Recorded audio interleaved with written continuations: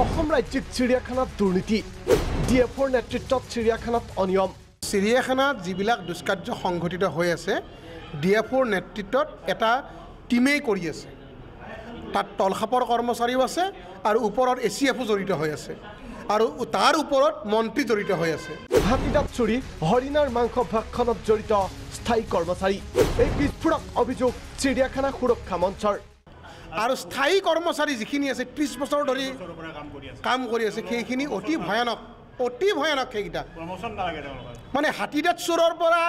এই হৰিণাৰ মাংস খোৱালৈ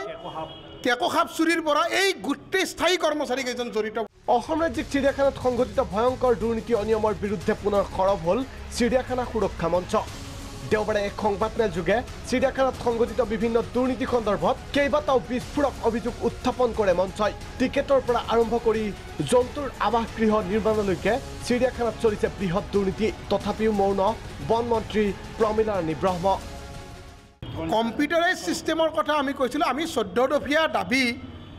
স্মাৰকপত্ৰ এখন প্ৰস্তুত কৰিছিলোঁ তাৰ ভিতৰত আমাৰ অন্যতম দাবী আছিল যে চিৰিয়াখানাত কৰাপশ্যন বহুত ধৰণে হয় টিকেট ছিষ্টেম যিটো আছে সেইটো কম্পিউটাৰ হ'ব লাগে কিয়নো এতিয়া মেনুৱেল টিকেটৰ দ্বাৰা এইটো হৈছে কি এটা টিকেটকে বাৰে বাৰে বিক্ৰী হয় ৰিচেল হয় ইপিনে এই সংবাদমেলতে চিৰিয়াখানাৰ হৰিণাৰ মাংস ভক্ষণ কৰা ঘটনাৰ CBI তদন্তৰ দাবী জনায় মঞ্চই তদন্ত বিচাৰিছোঁ কিন্তু ৰাজ্য চৰকাৰৰ তদন্ত নহয় CBI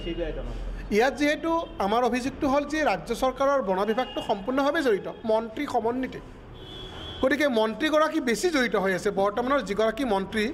তেওঁতো একেবাৰে মানে সগুনে খাই পাখি দেখি তেওঁ পাখি মেলি জড়িত হৈ আছে চিৰিয়াখানাৰ দায়িত্বত থকা বন সংমণ্ডল বিষয়াৰ নেতৃত্বত অসম ৰাজ্যিক চিৰিয়াখানাত চলিছে লুণ্ঠন বন মন্ত্ৰী প্ৰমীলা ৰাণী ব্ৰহ্মক হাতৰ মুঠিত ৰাখি ডিএফঅজনে চিৰিয়াখানাত লুণ্ঠনৰ পোহাৰ মেলা বুলিও সুৰক্ষা মঞ্চই অভিযোগ আনিছে ভিডিঅ' জাৰ্নেলিষ্ট প্ৰসন্নৰ সহযোগত ইমৰান আলী প্ৰাগ নিউজ গুৱাহাটী